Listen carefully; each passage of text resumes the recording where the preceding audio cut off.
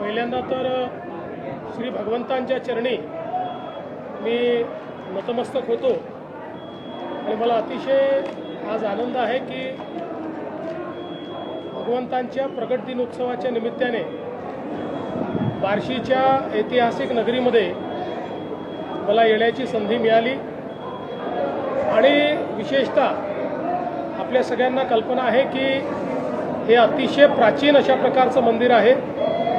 जवळजवळ याचा उल्लेख हा 10व्या शतकातही सापडतो, 11व्या शतकातही सापडतो आणि या सोलापूर जिल्ह्याचं महत्त्व असं आहे की भगवान श्री विष्णूंनी या ठिकाणी घेतलेले अवतार हे आपल्या भक्तांकरता घेतलेले अवतार आहेत। अंबरीश राजाकरता घेतलेला अवतार हा भगवंतांचा अवतार आहे आणि पुंडलिक भक्तांकरता घेतलेला अवतार हा श्री विठ्ठलांचा अवतार आहे। त्यामुळे मला असं वाटतं की हा जो आपला इतिहास आहे, हे जे आपलं स्थापत्य आहे, हे जे आपलं अध्यात्म आहे, ही जी आपली संस्कृती आहे ती जपणं अत्यंत गरजेचं आहे आणि या सगळ्या परंपरा ज्या इतक्या वर्षापासून चालत आलेल्या आहेत, त्यातनं जे लोकपरंपरा तयार झालेल्या आहेत, या सगळ्या गोष्टी मला असं वाटतं महत्त्वाच्या आहेत आणि म्हणूनच मागच्याही काळात भगवंतांचं दर्शन घ्यायला मी आलो होतो, पण राजाभाऊ राऊतांचं सातत्याने आग्रह होता की प्रकट दिन उत्सवाच्या निमित्ताने या ठिकाणी आलं पाहिजे आणि मला देखील खरं म्हणजे ती संधी हवीच होती। त्यामुळे आज हे दर्शन मला प्राप्त झालेलं आहे। राजाभाऊंनी जो आराखडा इथला तयार केलेला आहे त्याला सरकार पूर्ण समर्थन देईल आणि अतिशय चांगल्या पद्धतीनं ही ऐतिहासिक जागा आहे। पुराणांमध्ये याचा उल्लेख आहे, विष्णू पुराणात आपल्याला त्या ठिकाणी उल्लेख पाहायला मिळतो की कशा प्रकारे दुर्वास ऋषींचं जे गर्भहरण आहे ते या भागामध्ये खऱ्या अर्थानं झालं होतं आणि म्हणून अशा या आपल्या सांस्कृतिक ठेव्याला अधिक चांगल्या पद्धतीनं लोकांपर्यंत आणण्याचा प्रयत्न करण्याकरता हा जो काही आराखडा या ठिकाणी मांडलेला आहे तो निश्चितपणे त्याला आम्ही समर्थन देऊ।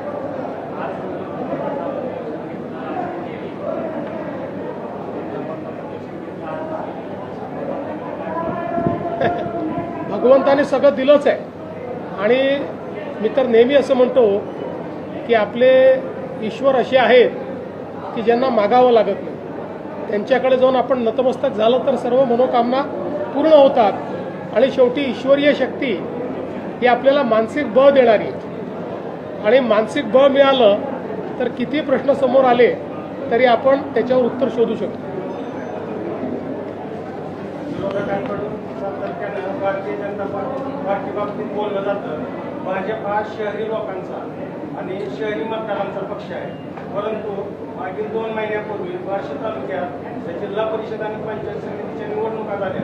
त्यामध्ये माजी आमदार राजेंद्र राऊत यांच्या नेतृत्वाखाली जिल्हा परिषदेच्या 6 पैकी 6 आणि पंचायत समितीच्या 12 पैकी 12 अशा 18 फरकानं राजाभाऊंनी 54,000चं मताधिक्य घेऊन ग्रामीण भागात भाजप पक्ष बळकट करण्याचा प्रयत्न केला आणि ते मास लीडर आहेत हे पुन्हा एकदा दाखवून दिलं। या निकालानंतर बार्शी शहर आणि तालुक्यात बॉम्बच्या बाबतीत आपल्याकडून राजभाऊ नाईक कोणत्या मोठ्या प्रकारचं बक्षीस मिळेल याबाबत सातत्याने चर्चा होती। मला असं वाटतं की या निवडणुकीचा जो निकाल आहे तो एक प्रकारे जनतेने मागच्या काळात जी चूक केली त्याची जाणीव होऊन एक मोठा आशीर्वाद हा राजाभाऊंना जनतेने पुन्हा दिलेला आहे। किंबहुना सातत्याने वर्षानुवर्ष जनतेची सेवा करणारे, जनतेकरता संघर्ष करणारे राजाभाऊ आहेत। त्यामुळे मी एवढंच सांगेन की त्यांना अजून भरपूर राजकीय आयुष्य आहे, अनेक पदं त्याच्यामध्ये मिळतील आणि निश्चितपणे त्यांच्यासारख्या नेत्याची भारतीय जनता पार्टीत कदरच होती। विधान परिषदेसाठी जे आहे राजाभाऊ त्यांचं नाव चर्चेत येतं, या चर्चेत काय शक्यता आहे? असं आहे की विधान परिषदेकरता कुठली नावं आहेत, त्याचं काय होणार आहे याचा निर्णय काही मी घेत नाही, तो आमचं देशाचं पार्लमेंटरी बोर्ड घेतं। त्यामुळे तिथनं निर्णय जे काय होतील त्यानुसारच सगळे निर्णय होतील। पण एवढंच सांगतो की राजाभाऊ राऊत यांना भविष्य आहे। साहेब, कोल्हापुरात 15पेक्षा अधिक तरुणींवर अत्याचार झाल्याचं समोर येते. लव जिहादचा संशय असल्याचं देखील समोर येते कोल्हापुरात. बघा, आता तुम्ही कुठल्या घटनेचा उल्लेख करताय त्याची माहिती माझ्याकडे नाही आहे. त्याची माहिती घेऊनच मी त्या संदर्भात बोलेन.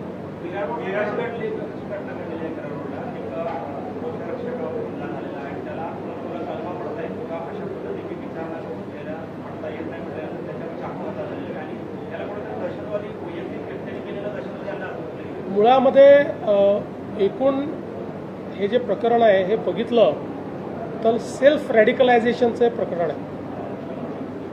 मोठ्या प्रमाणात पुस्तकं, साहित्य, इंटरनेट या माध्यमातनं रॅडिकलायझेशनचा जो प्रयत्न आहे त्या प्रयत्नातनं हा जो व्यक्ती आहे, आरोपी आहे, हा तयार झालेला दिसतोय. त्यामुळे याला केवळ काहीतरी आपल्याला जिहाद करायचा आहे आणि जिहाद करायचा म्हणजे इतर धर्मियांना मारायचं आहे अशा पद्धतीच्या विचाराने पेटून त्यांनी हे कार्य केलेलं आहे. त्याला पकडलेलं आहे. आता ATS आणि NIAची मदत घेऊन या रॅडिकलायझेशनच्या पाठीमागे कोण कोण आहे हे देखील या ठिकाणी शोधण्यात येईल. याचं कुटुंब हे परदेशात आहे, ते अमेरिकेमध्ये आहे. हाही अनेक वर्ष परदेशात राहिलेला आहे. त्यानंतर इथे आल्यानंतर पहिल्यांदा कुर्ल्यामध्ये आणि त्याच्यानंतर नवानगरला तो राहायला आला. त्यामुळे आता याच्या पाठीमागे कोण कोण आहेत, याच्या लिंकमध्ये कोण कोण आहेत, अजून कोणी असे रॅडिकलाइज झाले आहेत का, या सगळ्या गोष्टी ज्या आहेत त्या आता तपासामध्ये पुढे येतील. सोलापूर जिल्हा ठिकाणी काँग्रेसने राष्ट्रवादीचा केला होता. आता इथं भाजप पक्षाकडून वाढायचं काय रहस्य करतो मग काय नाही. माझ्या आजूबाजूला बसलेले सगळे शासकीय कर्मचाऱ्यांचं वय 58 करायचं आपल्या जी जी शासकीय कर्मचाऱ्यांचं निवडणुकीचं वय 58 करायचं प्रस्तावित आहे. त्याच्या संदर्भात काय आपण आता आमची चर्चा चाललेली आहे. या संदर्भात युनियनची चर्चा चाललेली आहे. चर्चेअंती मग या संदर्भात काय निर्णय होतो ते बघूया. साहेब, राजाभाऊंच्या कार्यक्रमापासून मागणी आहे ज्या पंढरपूरला मुख्यमंत्र्यांची जशी पूजा होते आषाढीची, तशाच पद्धतीची पूजा जी आहे ती कायमस्वरूपी पालकमंत्र्यांची असते. जे कोणी सोलापूरचे पालकमंत्री असतात त्यांच्या असते अशी मागणी आहे. जरूर याचा विचार करू. साहेब, एकनाथ शिंदे मुख्यमंत्री असताना पर्यावरण विभागाच्या वतीनं 11 तलावांना मान्यता दिली होती. मात्र मंत्री पंकजा मुंडेंकडून हा प्रकल्प रद्द करण्यात आला. 11 तलाव मला कल्पना नाही आहे. मी त्याची माहिती घेऊन सांगेन आपल्याला.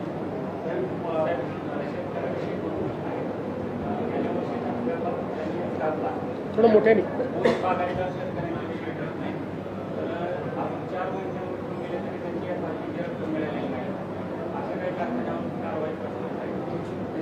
आपल्याला कल्पना आहे की महाराष्ट्रामध्ये दरवर्षी आपण FRP जी आहे ही 99% वर अचीव करतो. थोडं मागे पुढे होतं कारण मार्केटमुळे कारखान्यांवरही कधी आणि अनेक वेळा आपणही मदत केली आहे, सरकारने मदत केली आहे. याही वर्षी ऊस कारखानदारीच्या संदर्भात एक बैठक आम्ही घेतली. त्याच्यावर एक आम्ही सचिव समिती तयार केलेली आहे. या सचिव समितीला यावेळच्या हंगामापुढची काय अडचणी आहेत त्या अडचणींचा आढावा घेण्याकरता सांगितलेला आहे. त्यानंतर एक शिष्टमंडळ घेऊन पुढच्या काळामध्ये मी स्वतः केंद्र सरकारकडे जाणार आहे. ज्या शिष्टमंडळामध्ये विशेषतः या ठिकाणी ऊस आणि कांदा उत्पादक यांचं एक शिष्टमंडळ घेऊन केंद्राकडनं याच्यामध्ये काय मदत मिळू शकते किंवा कशा प्रकारे नीती निर्धारण केलं जाऊ शकतं या संदर्भातला निर्णय आम्ही करणार आहोत. घरावरती जे आहे ते काही शिवाजी बोलवतात कॉम्रेड गोविंद पानसरेंचे जे काही सहकारी त्यावेळेचे होते किंवा त्यांच्या विचाराचे जे लोक आहेत त्यांनी त्यांच्या निषेधार्थ जो आहे तो मोर्चा काढला होता. त्या मोर्चेकऱ्यांना आता सध्या ते पकड केली जाते. खरं म्हणजे निरर्थक वाद उभा झालेला आहे. पहिल्यांदा तर हे लक्षात ठेवा की या देशामध्ये छत्रपती शिवरायांचा कोणी अपमान करू शकत नाही. छत्रपती शिवरायांचा मान इतका मोठा आहे की कोणीही त्यांचा अशा पद्धतीनं अपमान करणं हे शक्यच नाही आहे. आता हे जे पुस्तक लिहिलं गेलं आहे 1979ला लिहिलं गेलेलं आहे त्याच्यावर आज वाद उकरून काढायचा आणि दोन्ही बाजूंनी एकमेकावर भिडायचं मला असं वाटतं की शुद्ध असामाजिक अशा पद्धतीचं असंवेदनशील अशा पद्धतीचं हे कृत्य आहे. मला असं वाटतं आक्षेप घेणाऱ्याने पुस्तक वाचलं आहे की नाही मला माहिती नाही. आंदोलन करणारे तिकडनं जे आलेले आहेत ते आपण कशाकरता करतो हे त्यांना माहिती आहे की नाही मला माहिती नाही. केवळ कुठला तरी मुद्दा पकडायचा आणि त्याच्यावर विवाद उभा करायचा आणि चर्चेत राहायचं हा प्रयत्न योग्य नाही. सर, घाटकोपर येथील लहान मुलींच्या अत्याचार प्रकरणी किरण सोमय्या 12 तास आंदोलन केलेले आहे. त्या संदर्भात क्राईम ब्रँच देखील तपास करत आहे. पुढील आपली कारवाई काय असणार आहे? किरीट सोमय्यांची मागणी आम्ही मान्य केलेली आहे. त्यानुसार त्या ठिकाणी तो जो तपास आहे हा तपास क्राईम ब्रँचला वर्ग करण्यात आलेला आहे आणि त्याचसोबत ज्या ज्या लोकांनी या तपासामध्ये कुठेही कुचकामीपणा केलेला आहे त्यांच्यावर आम्ही कारवाई करतो. बार्शी तीर्थक्षेत्र विकास आराखडा शासनात नगरपालिकेने सादर केलाय. मागच्या वेळेच्या सगळे तुम्ही असं म्हणाला काय पण अद्याप त्या आराखड्यात काय नेमकी अडचणी? त्याला अडचणी नसता. त्याच्याकरता खूप वेगवेगळे फोरममधनं तो जावा लागतो.